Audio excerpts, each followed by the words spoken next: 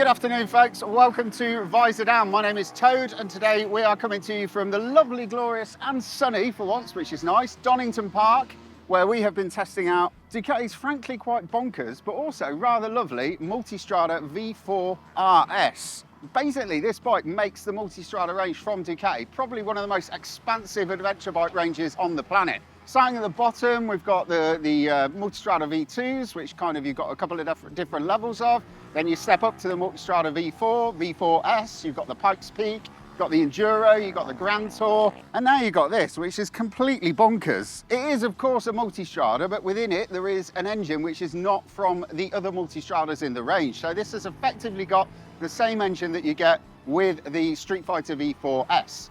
So that means you've got more power than the standard Multistradas and the Pikes Peak version, but you've got slightly less torque. Peak power arrives at slightly higher up in the rev range than before. So a few quick tech specs of this one. So we've still got an 1103cc engine, and we have got 180 horsepower as standard. If you're feeling extra fruity, you can boost this up to 192 horsepower with the addition of the Krapovich full system, which is going to cost you another £3,000, which on top of a bike that's already £30,000 makes it a rather expensive toy. We have got 118 Newton meters, or about 87 pound-foot, which again is slightly less than the Multistrada Pikes Peak. And I'm going to keep going back to the Multistrada Pikes Peak because that's kind of the closest bike in the Ducati range to the new RS. But you don't really miss the torque because the engine is so gutsy in the mid-range, it's an absolute joy to use. Chassis-wise, we've got the same Öhlins Smart EC 2.0 semi-active electronically adjusted suspension, which is the absolute best you can get, and that's matched to a TTX 36 rear shock absorber from Öhlins as well, which again is fully electronically adjustable. You got some gorgeous Brembo brakes. Basically, this bike is dripping in the best of the best, and then Ducati has thrown all of its best electronics at it and tried to create what is, most certainly in my eyes, the absolutely most bonkers sports touring adventure bike that you can go out and buy. So what have we done today? This is a track only review. We've not ridden it on the road. I think to ride this on the road be a bit of a waste of a day, in all honesty. So we brought it here to Donington Park. It was a bit sketchy to start off with. The weather didn't look great. Track temperature was a little bit cool, and we had an issue with the tyre, i.e. cooling down too much and tearing it up. But this afternoon the sun has come out, the track temperature has gone up. We got a new rear tyre shot in there. We got a Pirelli slick rear tyre, and it's been absolutely glorious. Basically, the way that I've kind of formulated the day is I've been sort of working up through the riding modes and playing with the suspension settings to try and get the bike to where I wanted it to be. And I'll tell you where I started, and that was in the race mode, but with this automatic auto leveling and self-adjusting suspension was set at the just rider setting, so as if there was just one person on the bike. And it was okay, it was fast, it felt good, it was handling better than anything that's this big should. But there was a lot of movement on the brakes coming out of corners, and it wasn't movement from the tyres, it was movement from the suspension. So the bike was kind of throwing some weird and wonderful shapes. That was session one. I kept it in that mode for half of session two, and then we had our first red flag of the day.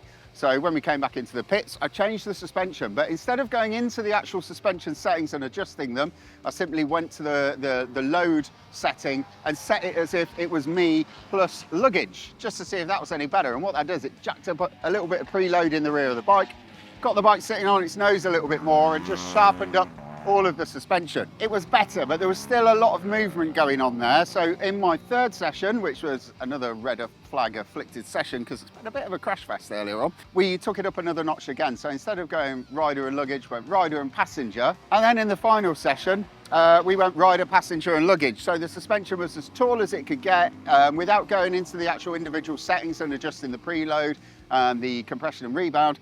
It was about as good as I needed it to be for the type of riding that I was doing. And the bike was sat much more up on its nose. So it felt good coming down the hill into the bottom of Craner curves before you go into Old Hairpin. Loads and loads of support on the brakes there. So you could brake really, really late and it would just stick and grip and go. And you could just risk whatever you wanted of the bike and it would deliver.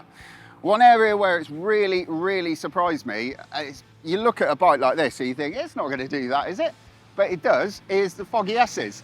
The Foggy S's are quite a naturally little corner, and you know, you can take a lot of curb on the way in and straight line it a little bit, which helps, but you still need to basically get the bike from full left lean to full right lean really quickly, and then hammer it out down towards the Melbourne loop. This has got no right being quite as good as it is through those corners, because the changes of direction are so fast and it's so accurate for such a big bike.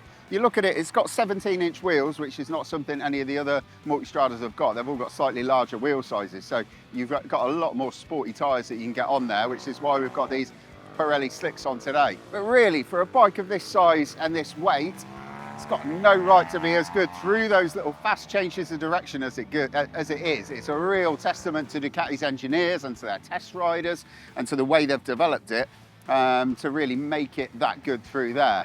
Other than that, it's been an absolute laugh today. I mean, we've been out on track, as you can hear, the novice group are still going round, which is why there are bikes circulating. But there have been everything on track, from Ben Curry, the BSB racer, who just makes you feel about this big as he goes around the outside of you, to, you know, track day enthusiasts on Panigales, people on road bikes. And this will keep up with most of them until you get into the corners. And then obviously a Panigale or a Street Fighter V4 is going to walk away from it. But one place that you can really take the piss with the Multistrada V4 RS is on the brakes, because the brakes are so strong and the front end feels so planted. Because of the geometry that it's got, it doesn't feel knife edge. It never feels like you're going to tuck the front or have any issues with the front folding on you at all, especially on these tyres.